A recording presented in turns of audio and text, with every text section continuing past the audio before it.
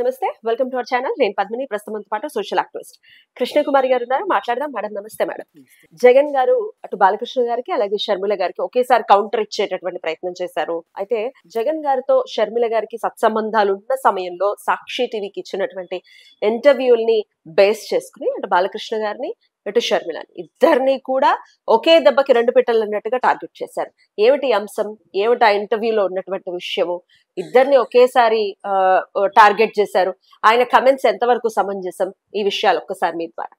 అంతా రసవత్తరంగా ఉంది వ్యవహారం అంతా. ఒకప్పుడు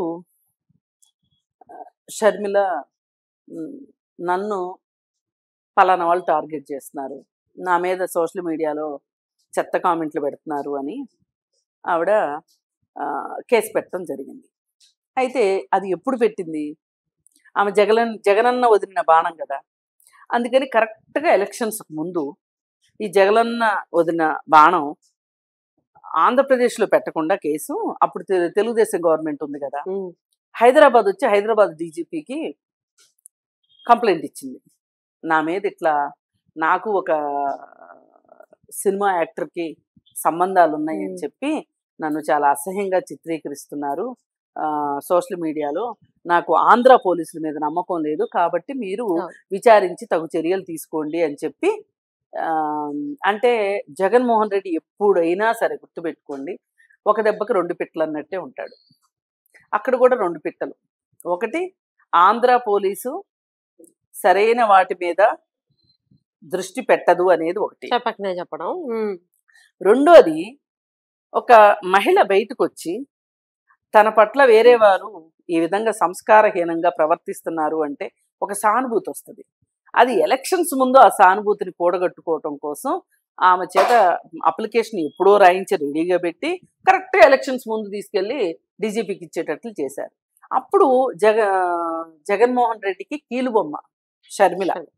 ఇప్పుడు షర్మిల ఇంత ఉడికిపోవడానికి కారణం ఏంటంటే, నువ్వు ఏం చేయమంటే అది చేశా, నువ్వు రోడ్డు మీద పడి తిరగమంటే తిరిగా, ఆపేయమంటే ఆపేశా, నాకు మంచి పేరు వస్తుంది అని చెప్పి నువ్వు ఆపించావు అర్ధంతరంగా.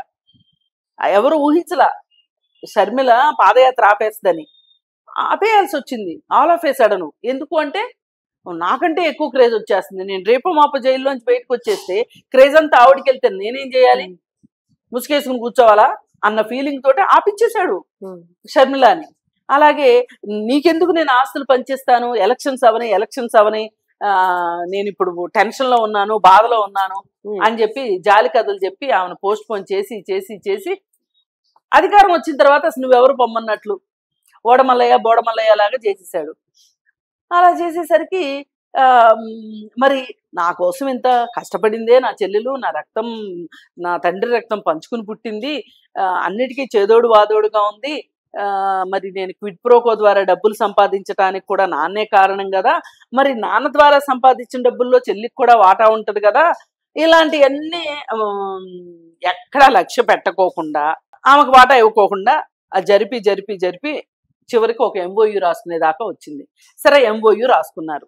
ఆ ఎంఓయూ మీద కూడా నిలబడుకోకుండా 4 సంవత్సరాలు కాలయాపన చేసేసాడు. 4 సంవత్సరాలు ఈ కాలయాపన చేస్తేనే చూసి చూసి చూసి ఆవిడ ఈ పంచట్లేదు అని చెప్పి ఆమె ఏదో అన్ని రకాలుగా ప్రయత్నాలు చేసి ఎవరో ఒక మాట చెప్పగా, అమ్మ ముళ్ళును ముళ్ళుతోనే తీయాలి, నువ్వు కూడా రాజకీయంగా పవర్ఫుల్ అవ్వు అంటే తెలంగాణ వచ్చి ఆమె అదృష్టం పరీక్షించుకుంది. ఇక్కడ ఏమీ పప్పులు ఉడకలేదు, మళ్ళీ ఇంకా ఆంధ్రాకి వచ్చి చేసింది.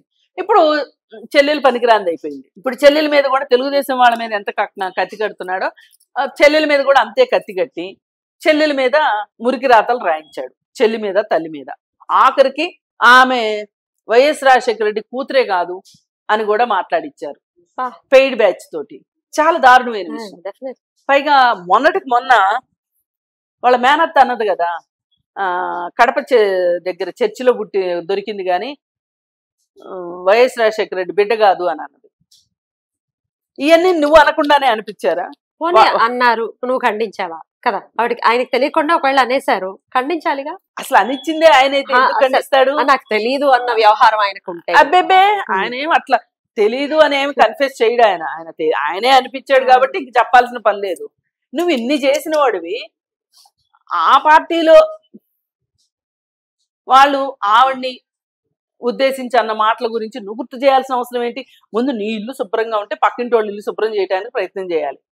పోనీ ఎవరికైనా శుద్ధులు చెప్పేప్పుడు ముందు నీ ఇల్లు బాగు చేసుకోవాలి కదా, చేసుకుని కదా రెండో వాళ్ళకి చెప్పేది. ఇప్పుడు ఇక్కడ కూడా ఒక ఆట ఏం మొదలెట్టాడు, ఒకే దెబ్బకి రెండు పిట్టలు. అంటే బాలకృష్ణ ప్రతిష్టను దెబ్బతీయడానికి బాలకృష్ణ ఇంట్లో నుంచే ఇవన్నీ జరిగినాయి, ఈ అవాకులు చవాకులు, ఈ సోషల్ మీడియాలో కామెంట్లు ఇవన్నీ జరిగినాయి అనేది చెప్తూ బాలకృష్ణను దోషం చేయడం ఒకటి. రెండోది, ఇప్పుడు నన్ను మాత్రమే అడుగుతున్నావు, నువ్వు బాలకృష్ణని ఎందుకు ప్రశ్నించలేదు? మరి ఆ రోజు సాక్షి మీడియాలో నువ్వు మాట్లాడిన దాని మీద నువ్వు ఇప్పుడు ప్రశ్నించవేంటి అని అడుగుతున్నాడు జగన్మోహన్ రెడ్డి. సరే, ఆయన జగన్మోహన్ రెడ్డి ఆయన ఏదనుకుంటే అది వాస్తవం అని నమ్ముతాడు. ఆయన మనస వాచ కర్మణ అబద్ధాన్ని కూడా నిజమని నమ్మి, నిజాన్ని కూడా అబద్ధమని నమ్మి దాని మీద విత్ స్టాండ్ అవ్వకళ్ళు. మళ్ళీ పునరాలోచన చేయటం అనేది జగన్మోహన్ రెడ్డికి ఉండదు. ఎందుకంటే ఆ సాఫ్ట్వేరే అలా ఉంది, ఆ బ్రెయిన్లో సాఫ్ట్వేర్ అట్లా ఉంది. రోబోలాగా ముందుకెళ్తుంది తప్పితే, అంటే తనకి ప్రోగ్రామ్ చేయబడింది చేస్తుంది తప్పితే రోబో వేరే పనులు ఏమి చేయదు, అవసరమైనా చేయదు. మరి జగన్మోహన్ రెడ్డి అంతకంటే బాగా ఎట్లా మాట్లాడతాడు? అంటే ఇక్కడ వీళ్ళిద్దరినీ, బాలకృష్ణ నిన్ను షర్మిలాని ఇద్దరిని దోషులు చేయాలని డిసైడ్ అయ్యాడు. అంటే ఇప్పుడు తెలుగుదేశం వాళ్ళు ఆయనకి శత్రువులు, షర్మిల కూడా శత్రువే. ఆయనమి షర్మిలని ఆమెతో ఉన్న శత్రుత్వాన్ని పోగొట్టుకోవాలని అతను అనుకోవట్లా, దాన్ని పెంచుకోవాలని అనుకుంటున్నాడు. ఏం చేసుకుంటావో చేసుకో, నీ దిక్కున్న చోట తెప్పుకో, నీకు చేతనైంది చేసుకో అని మాట్లాడతారు కదా, అట్లా అంటున్నాడు తప్పితే ఎప్పటికైనా నా చెల్లి నా నుంచి పక్కకి వెళ్ళిపోయి వేరే కుంపటి పెట్టుకుంది, నా శత్రువులతో చేరిపోయి పన్నాగాలు బన్నుతుంది అని నువ్వు బాధపడే బదులు అసలు నీ చెల్లి ఎందుకు వెళ్ళింది అనేది ఆలోచించి ఆ చెల్లిని వెనక్కి తెచ్చుకోవడానికి నువ్వు ఎందుకు ప్రయత్నం చేయట్లేదు? కరెక్ట్. ఆమె నువ్వు ఒక రక్త సంబంధికురాలుగా చూడట్లేదు, ఒక రాజకీయ ప్రత్యర్థిగానే చూస్తున్నావు. అంటే నీ రూట్ క్లియర్, నీకు ఎప్పుడు కావాలంటే అప్పుడు రూట్లు మార్చుకుంటావు.